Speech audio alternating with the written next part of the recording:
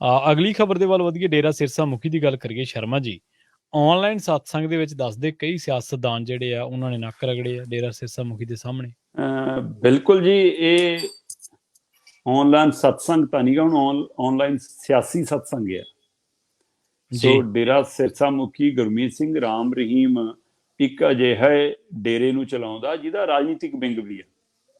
ਸੋ ਫਿਰ ਇਹ ਧਾਰਮਿਕ ਜਥੇਬੰਦੀ ਤਾਂ ਪਹਿਲਾਂ ਹੀ ਸਪਸ਼ਟ ਹੈ ਕਿ ਨਹੀਂ ਆ।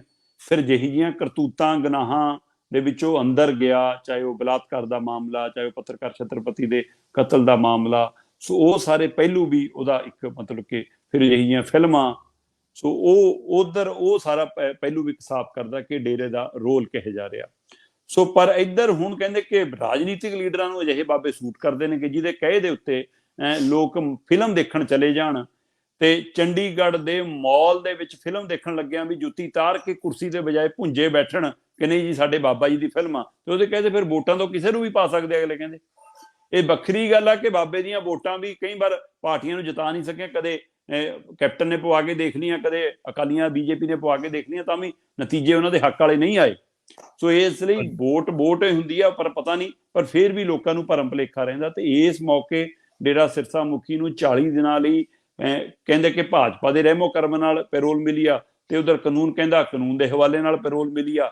ਤੇ ਡੇਰਾ ਸਿਰਸਾ ਮੁਖੀ ਗੁਰਮੀਤ ਸਿੰਘ ਰਾਮ ਰਹੀਮ ਅੱਜ ਕੱਲ੍ਹ ਯੂਪੀ ਦੇ ਵਿੱਚ ਬਾਗਬਾਦ ਦੇ ਵਿੱਚ ਆਪਣੇ ਡੇਰੇ ਦੇ ਵਿੱਚੋਂ ਆਨਲਾਈਨ ਸਤਸੰਗ ਕਰਦਾ।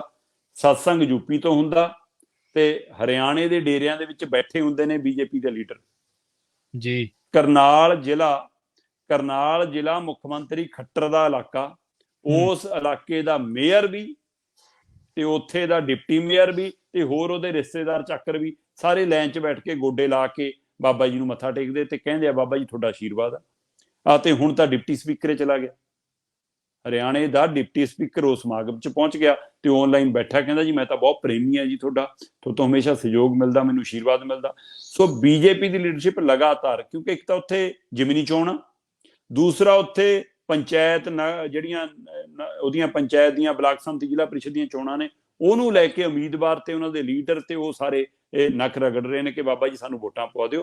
ਹੋਰ ਪਾਰਟੀਆਂ ਦੇ ਲੀਡਰਾਂ ਨੇ ਵੀ ਗਾਹੇ ਵਗਾਏ ਪਹੁੰਚ ਕੀਤੀ ਆ।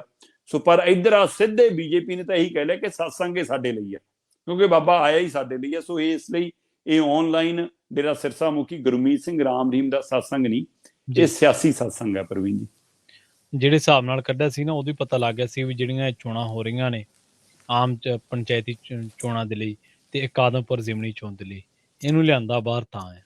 ਇਹ ਸਪਸ਼ਟ ਲੱਗਦਾ ਸੀਗਾ ਵੀ ਇਹਨੂੰ ਭਾਜਪਾ ਦਾ ਸਿਆਸੀ ਸੰਦ ਬਣ ਗਿਆ ਹੁਣ ਇਹ, ਤੇ ਹੁਣ ਸੰਦ ਨੂੰ ਫਿਰ ਅਗਲਾ ਲੋੜ ਮੁਤਾਬਕ ਹੀ ਵਰਤੂਗਾ।